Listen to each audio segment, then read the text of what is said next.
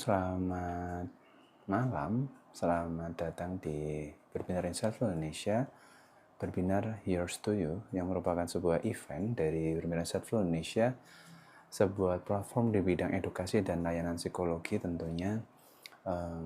Platform ini sudah berjalan 5 tahun, for your information ya tentunya, dan harapannya ini bisa terus berkembang dan bisa memberikan manfaat ke seluruh masyarakat Indonesia, khususnya dalam rangka kami ingin menciptakan sebuah lingkungan masyarakat yang sehat secara psikologis.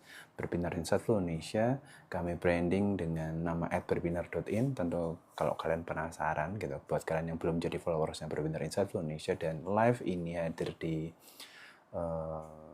for your page kalian gitu ya, tentu kalian bisa langsung nge-follow di sosial media Berbinar, mulai dari TikTok di @berbinar.in, ada Instagram di @berbinar.in, di X di @psikologidiri, dan bahkan kami juga punya YouTube official di Berbinar Insight Indonesia.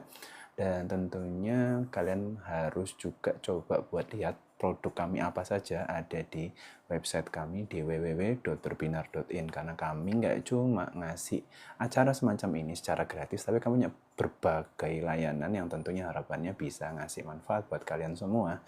Layanan seperti apa? Layanan yang tentunya pasti beraneka ragam gitu ya. Pertama, kita punya Berbinar Indonesia punya yang namanya Berbinar Class yang gratis seperti ini. Setiap Minggu malam jam 8 waktu Indonesia Barat, Berbinar Here's to You, salah satu produk gratis dari Berbinar Class.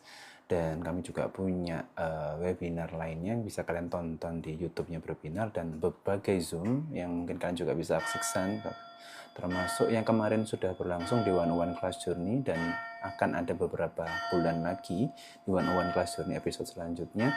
Dan kami juga yang punya namanya Berbinar Plus, di mana kalian bisa belajar dari pakarnya langsung tentang berbagai profesi yang mungkin itu tertarik kalian mau dalamin ya, mulai dari graphic designer, mulai social media specialist, kemudian juga ada digital marketing mungkin kalau nggak salah, terus ada juga human resource, dan berbagai macam jenis profesi lainnya yang kalian akan langsung belajar dari pakarnya gitu kan, dengan harga yang sangat murah tentunya. Murahnya seberapa dan bagaimana caranya, kalian bisa langsung cek di website kami di www.berbinar.in.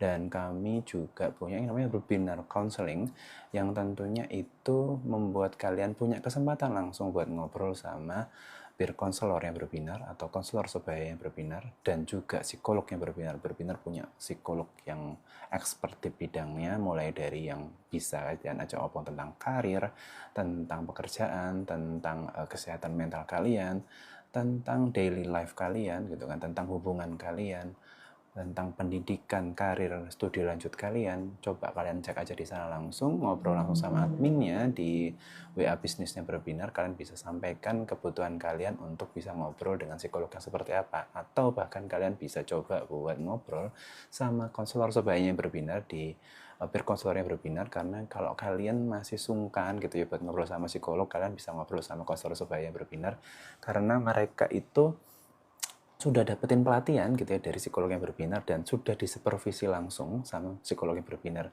Termasuk di dalamnya kami menerapkan kode etik psikologi untuk kalian yang mau konseling bersama peer counselor. Dan tentunya buat kalian yang sungkan sama psikolog, tentunya ya kamu bakal ngerasa kayak ngobrol sama teman sendiri kalau kamu konseling bersama psikolog bersama peer counselor yang berbinar. Tentu kalau sama psikolog kalian tahu sendiri kayak gimana, kalian bisa lihat siapa-siapa aja psikolognya, wajahnya seperti apa di website Berbinar, dan harganya berapa, termasuk sama saya tentunya.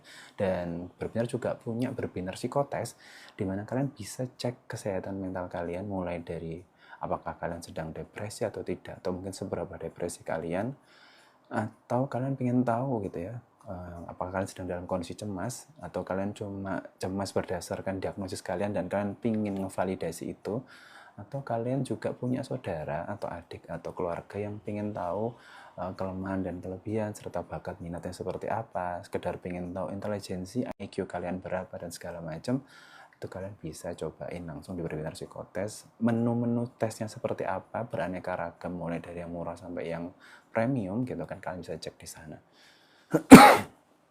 Dan tentunya Berbinar juga punya Berbinar Consultant buat kalian yang punya startup, buat ngobrolin bareng tentang bagaimana cara membangun sebuah perusahaan gitu kan, manajemennya seperti apa, peraturan perusahaan, SOP dan segala macam. kami punya psikolog industri organisasi yang bisa bantu kalian buat ngewujudin startup kalian. Dan tentunya kami juga punya berbagai merchandise termasuk berbinar mood scientist dan juga emo shuffle. Seperti apa? Langsung cek deskripsinya. Cek deskripsinya langsung di www.berbinar.in ya teman-teman semua. Dan hari ini kita berkesempatan langsung buat ngobrol lagi di acara Berbinar Heroes to You yang merupakan salah satu produk dari Berbinar Class. Dan di sini saya mau sapa-sapa dulu buat kalian yang sudah hadir pada malam hari ini. Mulai dari Kak Jamal 1418, ada Kak Limaca, ada Kak Yogi, ada Kak Sinta, ada Kak Din, ada Kak 2328, juga ada Kak Eca. Nah, di awal juga sudah banyak yang hadir, ada Kak Yubice, ada Kak Yogi, ada Kak Jamal 1419, ada Kak Semangat Online, ada Kak Jamal 1419 lagi, ada yang juga nge-like dan nge-repost. Makasih banyak buat Kak Jamal 1419 dan juga Kak Yogi. Caranya gimana gitu ya, jangan lupa kalian bisa langsung chat di kolom komentar gitu kan, live chat di live TikTok yang berbinar.in pada malam hari ini. Tulis aja semua yang kalian pengen tanyain, atau kalian mau komen situasi terkini, atau kalian pengen tahu tentang sudut pandang saya sebagai seorang psikolog tentang kondisi tertentu, atau kalian sebenarnya karakter teman yang sebenarnya suka bantu temanmu tapi kamu bingung cara ngasih solusinya, kamu bisa obrolin di sini juga bareng kami di live berbinar Heroes to You pada malam hari ini gitu ya. Tapi syaratnya adalah jangan lupa buat tidak perlu menyampaikan siapa nama dari teman kalian, karena kita harus jaga kerahasiaannya. Jadi kita pingin menginspirasi banyak orang tanpa harus nyebutin siapa identitas teman kita kayak gitu ya. Harapannya dengan acara malam hari ini sesuai dengan tagline Berbinar, yaitu adalah berbinar selalu ada buat kamu. Harapannya bisa ngasih manfaat buat kalian semua gitu ya. Buat kalian yang kelewatan, nggak sempat nonton, kalian juga bisa nonton rekamannya di official YouTube-nya Berbinar, Berbinar Reserve Indonesia gitu. Dan di sini juga ada, selain ada Kak Yogi dan Kak Jamal 1419, tadi sudah saya sapa. Terima kasih juga buat Kak Sinta, halo. Ada Kak Scorpio dengan ada butterfly-nya, ada Kak dr.nc dengan tulisan circumci gitu ya. Ada juga Kak diary.alif, selamat malam juga. Ada Kak Din yang udah nge-like, makasih banyak. Ada Kak, siapa lagi ya? Ada Kak Yogi, Kak Din, semuanya ngasih like, makasih banyak, thanks a lot for your like. Ada Kak Moy Love Pipi yang barusan bergabung, selamat bergabung, selamat menikmati acaranya. Ini ada pertanyaan dari Kak Jamal 1419, Mas mau tanya, kalau psikolog yang beneran harusnya nggak gampang judge orang kan ya? Ini menarik pertanyaannya, betul, jadi harusnya kalau seorang psikolog gitu ya, jadi terlepas gini, jadi kalau kalian pahami bahwa ini mirip seperti konsep kita nggak harus ngomong tentang psikolog, tapi juga tentang siapapun gitu ya dalam dunia profesional, pasti ada momen di mana dia itu bekerja atau melakukan sesuatu aktivitas sesuai dengan pekerjaannya, dan ada juga orang lain atau orang yang sama itu juga dia harus melakukan sesuatu based on their personal life gitu ya. Jadi ada momen dimana kita juga nggak bisa pakai ilmu kita buat diri kita sendiri, dan kita juga justru pakainya buat orang lain. Termasuk kayak kalian pernah dengar juga tentu pasti kayak ada yang dokter dia juga dia ahli dalam spesialis jantung tapi juga akhirnya meninggal karena penyakit jantung, dan begitu juga sebaliknya. Apakah seperti itu juga dalam dunia psikolog gitu ya? Itu yang juga perlu kalian tahu, bahwa sebenarnya psikolog juga manusia biasa gitu. Jadi artinya bahwa tidak harus psikolog itu harus dewa atau harus yang tidak pernah punya kelemahan atau kesalahan, tapi psikolog itu juga orang yang ada kemungkinan dia pasti akan dalam kondisi yang menjadi manusia biasa yang juga punya kelemahan, yang juga bisa jadi nangis, juga bisa jadi dia itu depresi, atau bahkan dia juga punya masalah-masalah pribadi yang dia juga butuh psikolog lainnya untuk menangani permasalahan yang dihadapi, termasuk di dalamnya mungkin dia punya problem dalam hal menilai orang lain. Sehingga sebenarnya kalau kita ngomong tentang layanan psikologi secara etika berpraktek seorang psikolog, tentu kita harus menanggalkan atau melepaskan atau tetap memastikan diri kita untuk stay normal, stay no standar atau kualifikasi tertentu yang mempengaruhi cara berpikir kita tentang seseorang, atau menilai orang lain harus dengan cara yang tidak menjudge atau segala macam seperti itu. ketika kita dalam layanan psikologi. Tapi gitu kan, pasti saya yakin gitu kan, dalam kondisi-kondisi tertentu gitu kan, ketika kita tidak sedang berpraktek atau tidak sedang untuk menjalani sebuah layanan profesional dengan berhadapan sama klien atau dengan customer, ada kondisi di mana kita juga perlu perlu mengekspresikan rasa yang kita rasakan gitu kan. Kadang kita juga kesel sama pemerintahan atau mungkin apa. Lalu apakah kita tidak boleh seperti itu? Ya tetap boleh aja. Selama itu tidak dibawa dalam konteks layanan praktek profesional sebagai seorang psikolog ya. Tidak dibawa dalam hal ketika kita berhadapan bersama seorang klien atau customer gitu kan. Jadi pastinya adalah kita harus bedain nih, psikolog ini itu ngejudge-nya saat berhadapan sama kamu sebagai kliennya atau dia melakukan di luar hal yang lain. Jadi emang harus dipisahkan ya antara posisi seorang sebagai psikolog dan tentu sebagai orang lain atau mungkin tidak sedang menjadi seorang psikolog gitu kan. Jadi harus kalian juga belajar tentang hak dan hak asasi manusia juga, bahwa setiap orang juga pasti punya haknya untuk bisa memberikan pendapat. Tapi kalau konteksnya adalah, sekali lagi saya tekankan, kalau memang konteksnya adalah layanan psikologi dan dia harus menangani, memberikan konsultasi, memberikan konseling kepada orang yang sedang membutuhkan bantuan secara psikologis, tentu sangat tidak diperbolehkan, sekali lagi saya tekankan, sangat tidak diperbolehkan untuk mengejudge dengan mudah tentang kondisi orang lain. Sehingga itulah kenapa gitu ya, kalau kalian berhadapan sama psikolog, akan sangat memungkinkan prosesnya tidak bisa dalam satu kali pertemuan. Karena psikolog itu juga seorang manusia yang perlu waktu untuk bisa menilai dan memahami orang secara valid, gitu kan. Untuk bisa mengenal orang lain tidak bisa dengan satu pertemuan. Sehingga kalau mau menilai seseorang dengan valid, dengan objektif, maka kita perlu beberapa kali pertemuan. Sehingga wajar sekali kalau akhirnya kita perlu beberapa pertemuan untuk saling bisa ngobrol, saling bertukar pikiran, untuk psikolog bisa memahami sebenarnya cara berpikir Anda seperti apa, dan secara utuh cerita yang sedang kamu sampaikan itu seperti apa, itu tidak bisa dalam satu kali pertemuan saja gitu. Sehingga sangat wajar sekali kalau orang itu bisa baru menilai seseorang mungkin dari 2 kali pertemuan setidaknya. Semakin berat problemnya, semakin riwah konteks permasalahannya, atau mungkin magnitude-nya seperti apa gitu ya, sebuah permasalahan yang dihadapi oleh seorang klien, tentu psikolog perlu effort yang luar biasa untuk bisa memahami permasalahan yang dihadapi oleh customer-nya atau kliennya gitu ya. Jadi akhirnya dalam situasi tertentu psikolog juga harus jujur gitu, bahwa memang untuk memahami situasi ini sampaikan kepada kliennya bahwa saya tidak bisa kalau memahaminya dalam waktu yang sesingkat itu gitu, sehingga perlu waktu. Dan mungkin psikolog juga perlu terbuka kepada klien agar klien juga terbuka kepada psikolog bahwa memang situasinya kita perlu proses yang cukup panjang untuk bisa mengenali kira-kira permasalahan sesungguhnya terjadi seperti apa. Karena kadang juga gini ya, ada situasi juga di mana orang cerita permasalahannya, keluhannya seperti apa. Ketika psikolog tanya, keluhan Anda apa gitu ya, itu kita nggak bisa langsung percaya bahwa itu adalah the main problemnya atau akar permasalahannya. Karena bisa jadi orang bilang dia lagi galau atau lagi sulit tidur, itu bukan masalah utamanya. Sehingga psikolog punya kewajiban untuk menggali sedalam-dalamnya segala hal yang membuat dia jadi paham tentang permasalahan utamanya apa sih yang bikin dia galau, permasalahan utamanya apa sih yang bikin dia sulit tidur, kayak gitu. Akhirnya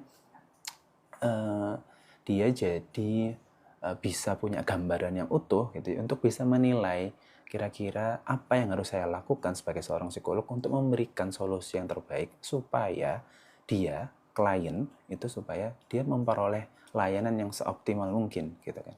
Nah, di sana perlunya kedalaman seorang psikolog dalam menggali informasi.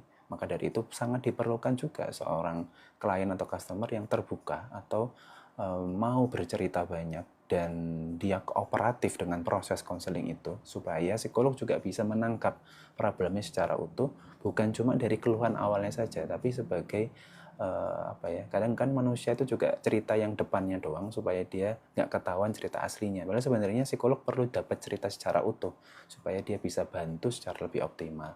gitu. Jadi harapannya dengan pertanyaan dari Kak Jamal 1419 juga memberikan pemahaman baru gitu ya buat teman-teman selain yang nggak cuma Kak Jamal 1419 tentang psikolog itu cara bekerjanya seperti apa. Jadi jika kalian berhadapan pada psikolog yang dalam proses penanganan klien dalam konteks profesional layanan prakteknya gitu ya, ternyata dia mudah sekali ngejudge seseorang itu kondisinya seperti apa, maka kalian perlu untuk bertanya kepada diri kalian, apakah ini itu adalah mekanisme yang valid untuk menilai kondisi yang saya sedang hadapi gitu kan.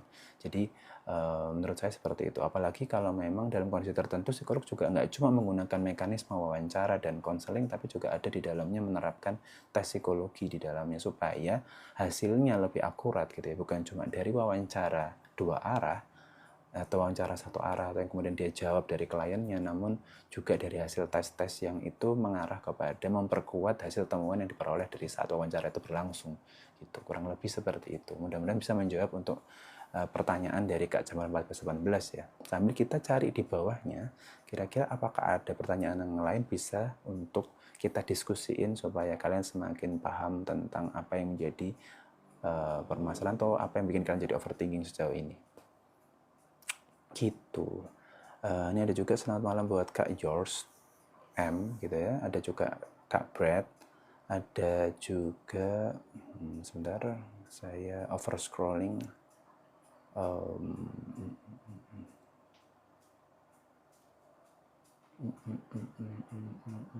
Sebentar. Oke. Ada Kak Gas Five Girl, selamat malam juga. Ada Kak Acel, selamat malam. Semoga Kak Acel sudah sembuh ya dari sakit giginya gitu ya. Mudah-mudahan segera teratasi sakit giginya. Selamat malam juga buat Kak Mi. Kemudian ada gambar mangkok, ada Na gitu ya, Mina mungkin ya. Selamat malam juga buat Kak Acel. Selamat malam juga buat Kak Sinta. Mudah-mudahan Kak Sinta yang dimaksud sini adalah my future wife. Dan selamat malam juga buat Kak Din. Terima kasih udah nge-like live-nya. Selamat malam juga. Selamat malam juga buat Kak Mer. Ada Kak Kinanti, selamat malam. Ada Kak Winanda Fauzi, selamat malam juga. Makasih udah nge-like juga buat Kak Kinanti. Ada pertanyaan dari Kak Brokoli 33, selamat malam. Pak, ngabarin orang lain kalau lagi mau pulang kampung, ban bocor atau Pak minta diucapin apakah selingkuh? Nah, ini pertanyaan menarik ini tentang sebuah relasi ya. Nah, sebelum saya jawab, saya juga mau sapa selain Kak Sinta juga ada Kak 2328, ada Kak Encis, ada Kak Wuri, selamat malam. Ada Kak siapa lagi nih? Ada Kak Din juga, tadi udah tak sapa juga ya. Buat Kak Brokoli 33, pertanyaannya tentang relasi gitu ya. Apakah mengabarkan kepada orang lain kalau mau pulang kampung atau kondisi ban bocor atau ngirimin gambar atau kalau anak zaman sekarang misalnya ngepap gitu ya, minta diucapin apakah selingkuh gitu ya. Nah, kita lihat dulu konteksnya gitu kan. Apakah ini kan saya nggak paham nih Kak Brokoli 33 atau siapapun yang lagi dibahas sama Kak Brokoli 33 ini, apakah konteksnya adalah relasinya sedalam apa atau bentuk status hubungannya seperti apa gitu kan. Dan perlu kita differentiate satu sama lain, apakah suatu hubungan itu di titik yang mana gitu kan, kedalamannya seperti apa, dan ukuran kedalamannya, kualitas hubungannya gitu kan, bukan cuma dilihat dari satu sisi aja.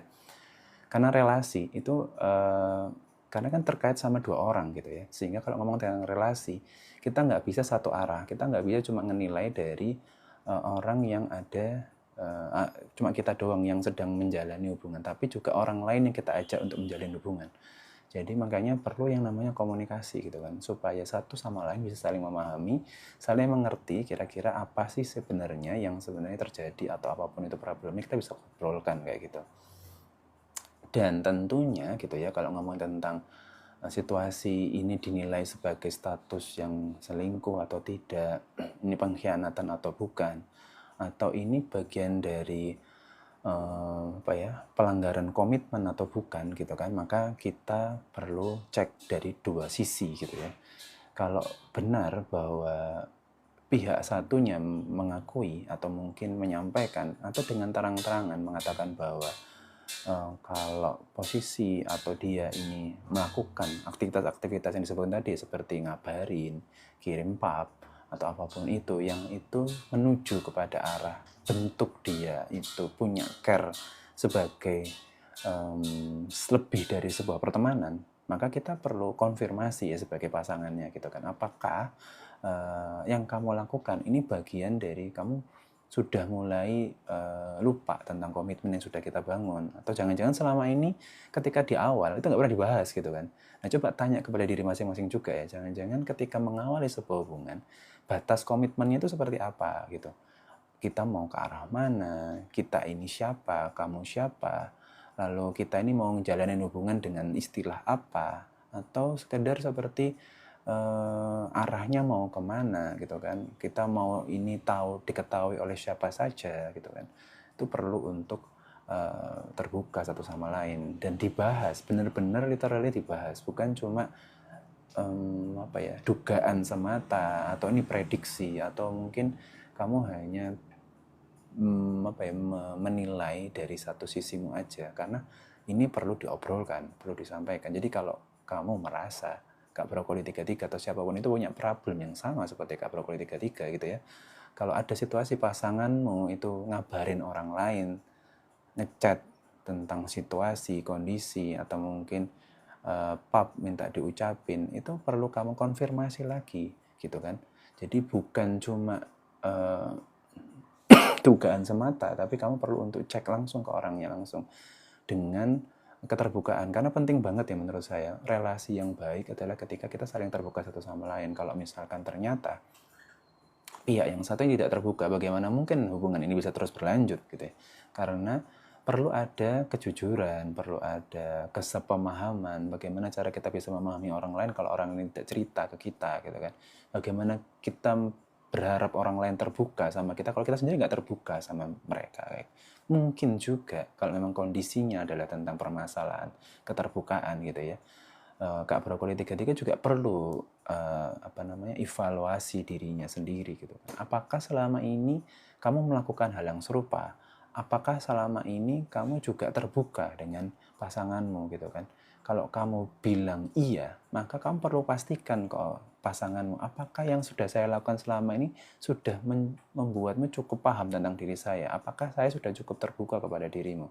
Jadi bukan cuma kita menuntut satu hal kepada satu pihak saja, pasangan kita, tapi kita juga perlu menuntut ke diri kita sendiri, apakah konsep yang kita sampaikan, konsep yang kita bawakan, atau perilaku kita selama ini kepada pasangan kita itu diterima dengan cara berpikir kita yang sama. Gitu. Jangan-jangan kita mikir itu benar karena kita merasa itu benar. Jangan-jangan kita salah, jangan-jangan selama kita berpikir bahwa kita merasa itu benar, tapi kita nggak pernah cek ke orang lain. Apakah orang lain atau pasangan kita ini menganggap itu benar? Apakah kita bilang kalau itu sebuah kenyamanan, orang lain juga menganggap itu sebagai sebuah kenyamanan? Nah ini juga harus kita tanyakan. Jadi bukan cuma validasi atas situasi yang dihadapi oleh orang lain, tapi juga perlu validasi tentang apa yang sudah kamu lakukan. Itu apakah benar-benar sesuatu yang membuat orang lain merasakan seperti yang kamu bayangkan. Kayak gitu. Karena ini tentang relasi. Ini dua orang, bukan cuma kamu doang. Jadi itu mencegah situasi yang salah paham. Kayak gitu.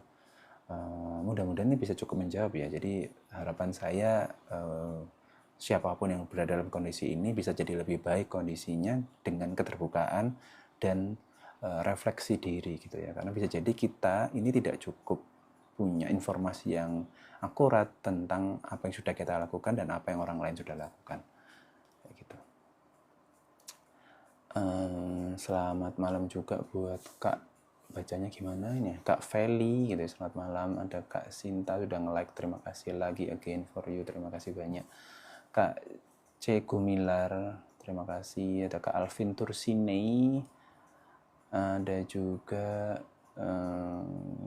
Kak siapa lagi nih? Ada Kak Tiara, selamat malam. Ada Kak Widya Sofatuni, ada Kak Erlin, ada Kak Risna Noviana, ada Kak Ivan Tio Immanuel, ada Kak Linda, ada Kak Helma Lina 12, ada Budi _Tias, ada Kak Zaman Palu 19, Terima kasih buat kalian semua yang udah nge-like, nge-repost acara ini gitu. Semoga magnitude-nya makin luas, kebermanfaatannya makin dirasakan banyak orang. Selamat malam juga buat Q24624, ada Lin. Selamat malam juga buat Lin. Selamat malam buat XTNPT Aquarius 05. Ada Kak Lisa, ada Kak Dingki Hulu, ada Kayang, ada Omabus, ada Riz 12, ada tetangga depan. Terima kasih. Namanya username-nya tetangga depan gitu ya, bukan tetangga depan rumah saya gitu ya. Ada Kak Sunaida, selamat malam. Ada Kak God's Fave Girl, benar, biasanya juga kalian ada yang faking good, betul. Kita berhadapan sama manusia. Kalau kita membahas pertanyaan pertama yang ditanyakan oleh Kak Jamal Palu 19 ya, jadi bahwa statement yang disampaikan oleh Kak God's Fave Girl ini juga situasi yang problematik ya buat seorang psikolog, bahwa kita berhadapan sama manusia yang punya berbagai topeng gitu kan. Kita belum tentu orang yang di hadapan kita adalah menggunakan topeng dia yang sesungguhnya, atau mungkin dia nggak pakai topeng gitu, atau mungkin dia pakai topeng yang kesekian, kita nggak pernah tahu. Artinya bahwa apakah dia menutupi wajah aslinya atau dia menunjukkan wajah aslinya, itu kita juga harus cek and recheck, cross check. Bahkan beberapa kondisi psikolog juga perlu untuk bertanya kepada keluarga, memvalidasi dan segala macam gitu ya. Seperti saya bilang tadi ke Kak Brokoli berapa 33 tadi kalau nggak salah ya, tentang bahwa kalau kita mau tahu kondisi seseorang apakah dia selingkuh atau tidak, maka kita harus cek dari berbagai arah, bukan cuma ngelihat dari satu fakta yang kamu lihat, tapi jadi ada fakta lain yang kita harus berputar 180 derajat, 360 derajat, atau berapa derajat pun, supaya kita dapat gambaran yang lebih wide gitu ya. Ada selamat malam juga buat Kak Maisarah. Ini ada pertanyaan dari Din. Pak, izin tanya, kalau misalnya kita kesepian, wah benar kalau kita belum jadi teman yang baik buat diri sendiri? Bisa ya, bisa tidak gitu ya. Jadi kalau misalkan kita sedang kesepian gitu ya, apakah kita itu belum cukup baik jadi seorang teman buat diri kita sendiri gitu ya. Yang pasti adalah ada beberapa kondisi kita kesepian karena kita kehabisan cara buat melakukan hal yang baik buat diri kita sendiri. Itu kadang-kadang juga situasi seperti itu. Artinya bahwa kita sudah berusaha yang terbaik untuk menjadi teman yang baik buat diri kita sendiri. Namun di titik tertentu kita sudah mulai kehabisan peluru untuk menunjukkan cara agar diri kita tetap bisa terentertain. Itulah fungsinya support positif dari lingkungan sekitar. Sehingga harusnya kita tidak cuma bergantung kepada diri kita sendiri, tapi kita juga perlu punya lingkungan yang positif gitu. Seperti yang saya bahas di live di Space, di X, di Psikologi Diri 1 jam yang lalu ya, jam 7 tadi gitu ya, bahwa kalau kita ngomong tentang toxic relationship, toxic environment gitu ya, bahwa kita perlu untuk untuk lebih hati-hati gitu kan. Terus kalau kita sudah berada di lingkungan tersebut, lingkungan yang toksik, bukan berarti terus kita tidak punya hak untuk bisa bertemu dengan lingkungan yang positif. Bukan berarti terus kemudian karena kita pernah di lingkungan yang toksik maka kita tidak beruntung, kan kayak gitu ya. Tapi karena kita pernah di lingkungan yang toksik maka kita juga punya hak untuk bisa berada pada lingkungan yang positif. Kita punya hak untuk bisa punya teman-teman yang suportif. Jadi jangan pernah menyerah untuk membuat atau menciptakan sumber-sumber pertemanan yang baru gitu kan. Sehingga situasi yang dihadapi atau yang ditanyakan oleh Kak Din gitu ya, kalau kita sedang kesepian apakah kita itu kurang, saya istilahkan teman yang baik buat diri sendiri itu adalah self care ya. Apakah kita kurang self love? Apakah kita kurang self care? Apakah kita kurang memperhatikan diri kita sendiri? Enggak juga gitu, bahwa ada situasi tertentu di mana kita sudah berusaha untuk peduli dengan diri kita sendiri. Ada situasi di mana kita mencoba untuk mencintai diri kita seutuhnya. Tapi kadang kita itu tidak cukup punya perspektif yang cukup luas untuk bisa menentukan apakah cara pandang kita itu adalah sebenar-benarnya yang terbaik buat diri kita. Disitulah fungsi sebuah lingkungan yang positif, di mana kita perlu ada orang lain, kita perlu ada teman, kita perlu ada sahabat, perlu ada keluarga. Bahkan support positif tidak selalu dari teman, keluarga, ataupun pasangan, tapi juga bisa dari psikolog. Kalau kamu tidak menemukan dengan instan gitu ya pertemanan yang positif, maka cara tercepatnya mungkin kamu bisa ngobrol sama psikolog, kamu dapat perspektif baru tentang bagaimana cara kamu menghadapi permasalahanmu gitu ya, menemukan cara-cara baru untuk bisa mengentertain dirimu gitu ya, supaya kamu gak kesepian tentunya gitu ya. Jadi apakah gitu kan pertanyaan itu tadi dijawab dengan iya, tidak juga gitu. Artinya bahwa selama kita sudah berusaha untuk memahami diri kita, maka langkah selanjutnya agar kita tidak kesepian adalah kita juga perlu untuk berteman sebanyak-banyaknya. Dan kalau bisa diutamakan juga cara yang selektif gitu ya. Kita tahu mana teman yang positif buat kita dan mana yang tidak gitu. Mudah-mudahan bisa menjawab buat Kak Din gitu ya.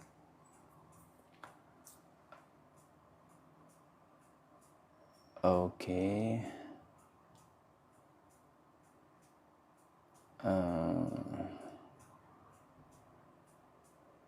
Oke. Nggak zaman 14-19 ya, tapi mas orang yang ngaku psikolog ini judge di ruang publik. Ya ini sih yang miris ya, artinya bahwa kita juga perlu cek gitu kan, apakah bahkan ada situasi tertentu di mana orang yang berani buat ngomong tentang psikologi, berani buat bikin konten psikologi atau apapun itu tuh mereka tidak bisa membuktikan bahwa apa yang mereka ucapkan itu terbukti secara ilmiah gitu kan. Yang itulah kenapa gitu ya, kalau di Berbinar kami juga benar-benar hati-hati dalam membuat sebuah konten, karena konten yang kami sampaikan memang hasil dari sebuah riset dengan membuka jurnal publikasi ilmiah, artikel, dan buku-buku yang ber-ISBN. Tentunya harapannya untuk bisa memberikan informasi terbaik buat kalian semua sebagai followers dari Instagram, TikTok, X, dan LinkedIn yang Berbinar gitu ya. Dan menurut saya gitu ya, kalau kita berhadapan pada orang dengan apa ya, gelar tertentu atau dengan profesi tertentu gitu, maka kita yang bisa kita lakukan adalah kita harus melawan gitu ya dengan ilmu gitu ya. Kita nggak bisa lawan otot dengan otot, tapi kita harus lawan otot dengan otak. Artinya kita perlu strategi gitu kalau kita mau memperbaiki situasi yang sudah terlanjur dibuat salah oleh orang yang ngaku psikolog ini gitu ya. Maka kita perlu untuk bilang kepada mereka atau orang yang mendengarkan psikolog ini atau siapapun itu yang mencoba meletakkan dirinya di situasi yang tidak seharusnya gitu ya, maka kita perlu sampaikan, kita perlu spread out positivity juga gitu ya. Jadi jangan spread out hate speech, tapi juga kita harus bilang bahwa ya kita harus lawan hal yang negatif dengan yang positif gitu. Kalau memang ada orang-orang yang menggunakan situasi dia sebagai seorang profesional tertentu gitu ya, tidak harus psikolog ya, dokter pun gitu, atau siapapun itu yang mengaku dirinya di ruang publik sebagai profesi-profesi tertentu, yang merasa dirinya seorang digital marketer, yang merasa dirinya adalah graphic designer, merasa dirinya adalah human resource atau ahli di bidang tertentu, pakar di bidang tertentu, kita juga nggak bisa bilang bahwa orang-orang ini juga benar-benar mengatakan sesuatu yang sesuai dengan yang harusnya benar-benar sahih secara ilmiah gitu ya, maksudnya sudah hasil sebuah riset gitu kan. Maka kita juga perlu berpikir cerdas gitu ya. Kalau memang kita berhadapan sama seperti orang ini, ya kita tidak harus selalu berhadapan one on one dengan orang seperti ini, tapi kita juga bisa membalasnya dengan spread out positivity in another way gitu kan, dengan cara yang lebih positif gitu kan. Jadi kita bisa spread out positivity juga gitu, bahwa ya sebagai seorang manusia tidak harus kita konteksnya adalah seorang psikolog atau tidak, tapi siapapun itu menjudge di ruang publik itu adalah sebuah hal yang harus kita cegah gitu kan. Ya tidak berhak kita untuk menilai orang gitu kan hanya dengan dari kulit luarnya saja, atau mungkin dari satu sisi saja, perspektif yang sama aja gitu kan. Kita perlu ada perspektif-perspektif yang berbeda untuk membuat kita jadi lebih objektif gitu. Selamat malam juga buat Sri Baganti. Terima kasih udah nge-follow Berbinar ya, tentunya barusan banget di-follow. Hopefully if this is so meaningful to you, then kamu bisa spread out ini ke teman-teman kamu. Kalau memang Berbinar Institute Indonesia punya misi positif untuk bisa menyebarkan aura kesehatan mental yang lebih positif gitu ya.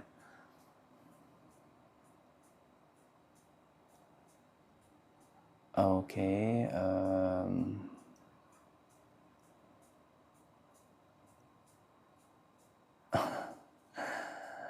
buat Kak Sinta ada salam dari Kak God's Five Girl. Halo Bu Sinta, calon ibu berbinar. Selamat malam juga buat teman-teman sudah bergabung.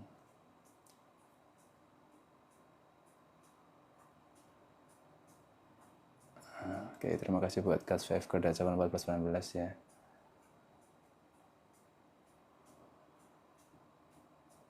Oh nih, Kak Brokoli 33 bilang kalau alasannya bestie Pak, padahal dia udah tahu kalau orang lain udah suka padanya gitu kan. Ya mungkin gitu ya, kalau memang Kak Brokoli 33 dan pasangannya ini gitu memang benar-benar berpasangan sebagai seorang pacar, kekasih atau tunangan atau apapun, suami istri gitu ya. Perlu di apa ya, semacam sesi rekomitmen gitu ya, bahwa hubungan ini tuh sudah seperti apa gitu kan, sudah dijalani seperti apa, ada masalah apa selama ini yang mungkin selama ini belum kita utarakan satu sama lain gitu kan, yang itu membuat sebenarnya akhirnya mungkin salah satu pihak mulai untuk mengalihkan pandangan kepada orang lain atau mencoba untuk memaknai komitmen ke dalam bentuk yang berbeda gitu ya, sehingga kita bisa memastikan ini supaya tidak benar-benar semakin salah arah gitu ya. Jadi segala hal yang menjadi perspektif kita perlu untuk cek, recheck, dan cross check ya, supaya kita tidak salah dalam mengambil keputusan. Karena kadang kita memperburuk suasana, memperburuk situasi gara-gara kita terlalu awal dalam menilai sesuatu gitu ya. Jadi semoga ini menjadi sebuah manfaat ya buat Kak Brokoli 33 dan pasangannya. Mudah-mudahan ya dapat rekomendasi Division of Domain ya, Kak God's Favor ya. Brokoli 33 ada indikasi.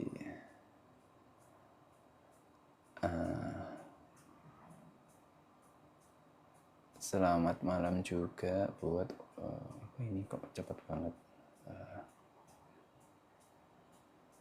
Oke, ada